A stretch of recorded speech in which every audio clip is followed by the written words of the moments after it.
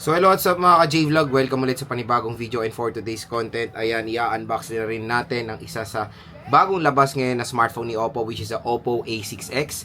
Maganda kaya ito na ba ang sulit na smartphone para sa inyo? Tara, check natin. So yun mga ka-J-Vlog, lumabas na rin finally ang successor sa Oppo A3X and Oppo A5X, which is the Oppo A6X. Kaya sinabi kong successor ng A3X and A5X, kasing A5X tsaka A3X ay hindi naman po nagkakalayo ng specs, same lang sila ng chipset, pero finally iniba na ni Oppo ang chipset dito sa A6X. At ang SRP neto for the 4GB 64 is around 6,000 plus. Tapos yung 128 niya is around 7,000 plus. Pero ito magandang balita, dito sa ating product link sa video natin, pwede nyo makuha ng 5,000 plus yung 4GB 64 neto. Hindi lang yon. Pag in-apply nyo pa yung ating special voucher, may makukuha pa kayong 1,000 additional discount up to 1,000 pesos off. So, pwede nyo na makuha ng 4,000 plus yung 64GB of internal storage na itong Oppo A6X. At yung 128, there's a possibility pwede nyo makuha ng 5,000 plus. So, napakalaking tulong ng ating mga voucher. Kaya dito nyo i-click sa ating view products. Huwag nyo makalimutan dahil pag click nyo itong view products natin, mag-generate po special vouchers. And no worries, official store po ni Oppo yung pagbibili nyo. So, ang napili nga nating color is yung ice blue at syempre, blinag na rin natin yung pagbili neto. So, shoutout sa mga nakanood yan. And ang kinuha lang natin is sa 4GB 64. Same na same din sa Oppo A3X yung pattern na kinuha ko muna yung 64 kasi yun nga, nung bumaba, sobrang baba ng Oppo A3X, dun tayo kumuha ng 128. Pero yun, tatry muna natin dahil ang chipset nito medyo upgraded na. The Qualcomm Snapdragon 685. So, finally, umalis na sila sa 6S Gen 1 na medyo masakit sa ulo na chipset when it comes sa Oppo. 6,500 mAh battery capacity, 120Hz ultra bright display, and 48 months of fluency. Hopefully, legit na yung fluency nila. Kasi sa Oppo A3X and Oppo A5X, marami tayong nakikitang comment na medyo naglalag daw yung smartphone pagkabili pa lang nila. Okay? So, this is Android 15 na. So, tara, samahan nyo kayo unbox itong smartphone na to. So, sa likod nga is 4GB 64 at ito yung ice blue. Sa gilid ng box, nandito yung specifications niya like Qualcomm Snapdragon 685 4G. Meron tayong 6,500 mAh non-removable battery capacity, 120Hz screen refresh rate at 48 months of fluency ang pinapromise ni Oppo dito. So, ayan, open na natin itong device na to. So, ang bubungad sa atin, syempre, yung Oppo smartphone, mga J-Vlog mamaya na to. Check muna natin yung inclusions. Meron tayo dito yung charging brick. Medyo magulo lang talaga yung charging brick ng Oppo or yung fast charging rate niya. Wala akong gano'n nakikita sa online kung ano ba talaga yung specific na charging rate ng device na to. Pero ito is 15 watts yung kanyang charging brick na included. Medyo mababa compared dun sa kanyang mga predecessors.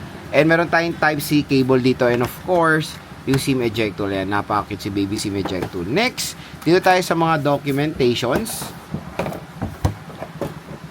Ayan. Let's check kung ano ba yung mga included dito sa Oppo A6X. So, we have here a safety guide, quick guide, and present na present po si Maring Jellycase sa ating unboxing video. So, medyo new ito sa Oppo dahil na paper na yung ginagamit nila dito, hindi na plastic. So, tingnan natin yung color ng Oppo A6X in ice blue. So, in 3, 2, 1. Ayan. So, ito na, asahan nyo yung uuso na camera module next year. Yung ganitong vertical shape camera module na mukhang iPhone 16. Ayan. Napakaganda naman itong, ay, tingnan nyo. Diba? Parang nagwe-wave yung likod, oh. Very sleek. Very premium looking. Napakamura lang na smartphone ni Oppo. We have your dual rear camera system and yung flash nya.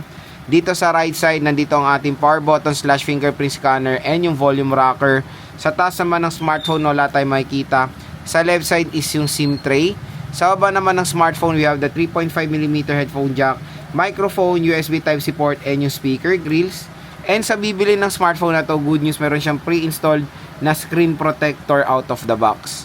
Okay, so open na natin si Oppo A6X. And habang nag-open, lagay muna natin yung kanyang jelly case, mga idol. Ayan. Solid, ang ganda nitong ice blue. Oh. So, lagay nyo muna si Marin Jelly Case as your temporary case. Setup ko muna to. Balik ako kayo.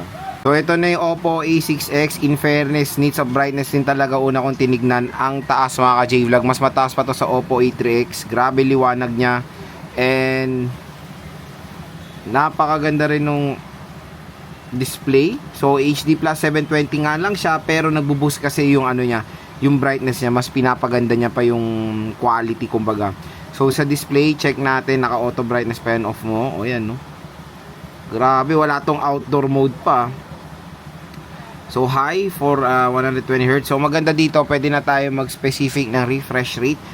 Ayan, so sa settings, iano natin 120. Ayan, naka-20 na, naka-default na ng 120 yung settings natin. Yan, napaka-smooth mga idol ng 120 Hz refresh rate dito sa Oppo A3X. So feeling ko pa lang mas snappy na to sa Oppo A3X and Oppo A5X mga idol.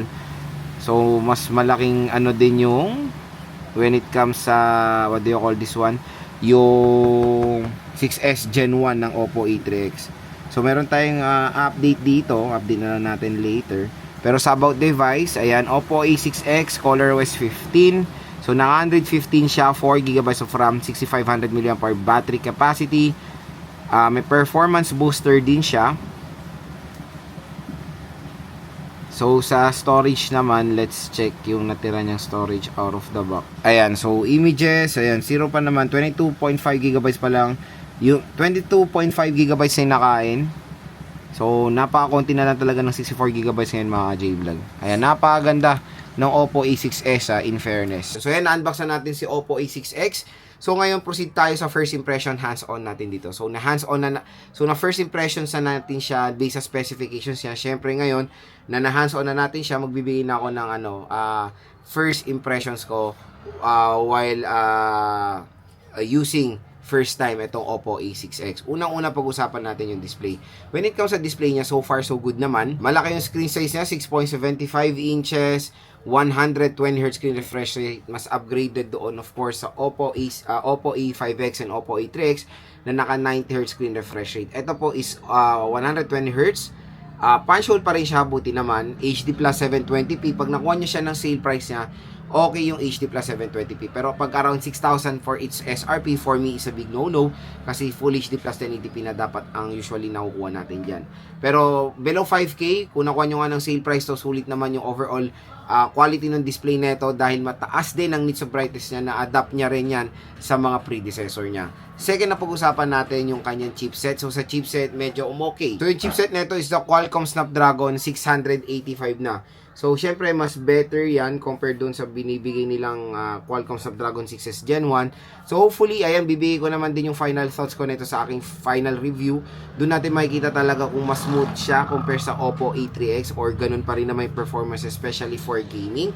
At ayun, nakakatuwa na finally nag-step up na ng konti si Oppo when it comes sa chipset kasi yung Oppo A3X, yung in-upgrade nila A5X, walang pinag-iba sa chipset and even the Oppo A5i. Ito naman ngayon is 685 na mas better na of course dito sa Oppo A6s. Medyo meron lang tayong comment when it comes sa RAM at ROM. So sa RAM at ROM, I don't know bakit sobrang kuripot pa rin ni Oppo pagdating sa RAM at ROM ng mga smartphone sila, even sa mga, ayan nga, including yung mga budget smartphone sila. So for me, the 4GB64 na ma-offer niya sa base model na 6.5 SRP, hindi po talaga perfect fit yan. Yung 4GB64, nakikita na lang natin yan for a price tag na 3,000 pesos smartphone. Pero yun nga, since sa online kayo bumibili, makukuha nyo na lang siya ng 4,000 pesos, medyo okay naman na kahit papano or bumabagay na yung specs niya for its price, 4,000 plus, 64GB, I know sa iba hindi yan okay. Pero again, when it comes sa balance ng specifications, bumawi naman ng ibang specs si Oppo A6X. Pero syempre, in reality, when it comes sa paggamit natin ng storage, 64GB, sobrang liit na yan. So, hindi siya pwedeng i-recommend sa mga, yung kumbaga, medyo hungry when it comes sa multimedia, yung mga games, videos, photos. Pero magandang balita naman, you can extend yung memory card niya, yung storage of via memory card. So, kunyari, pag mahilig kayo mag-take ng photos, pwede nyo naman doon ilagay sa storage nyo, tapos yung application, doon nyo gamitin yung mismong internal storage. You can maximize naman yung 64GB sa applications lang basta extended yung kanyang memory card, kumbaga. So again, 64GB for me, for casual users lang to. At kung gusto nyong masulit yung storage talaga, go for the 128GB na mo offer niya 5,000 plus. Pero yun nga lang, nakakalungkot lang, in-offer din nila is terno 4GB of RAM. Sana at least 6GB or 8GB of RAM ang tinero nila for the yung top of the line. Pero hindi, 4GB of RAM pa rin. Again, yun lang naman na medyo comment ko sa RAM at ROM nito, medyo kuripot po ang Oppo. Next, operating system niya, good news. ColorOS 15 na siya. Sa camera, upgraded na tayo sa camera nito. Meron tong 13 megapixel main camera and a 5 megapixel front-facing camera. So, yung A3X is 8 megapixel. Ito po is 13 megapixels na. Pagdating sa kanyang battery, 1,500 mAh na removable battery. Pero ito medyo nakakalito. Sinearch ko na to sa online. Walang in-specific fast charging rate niya. Pero dito kasi based sa charger na binigay ng Oppo A6X, ang kanyang charging brick is 15 watts lang. 5 volts, 3 amperes. So, I don't know, titingnan natin din sa ating full review kung support niya ba yung fast charging rate. Tatry rin natin yan, i-share ko sa inyo. Pero, so far dito based sa ating unboxing, nasa 15 watts fast charging rate lang ang Oppo A6X na sobrang downgrade compare sa kanyang mga predecessor. Pero again, I don't know, sinearch ko na rin to sa online, medyo wala sila nilalagay na 45 watts or may nakalagay pa nga 10 watts lang. Titingnan na lang natin yan sa ating full review.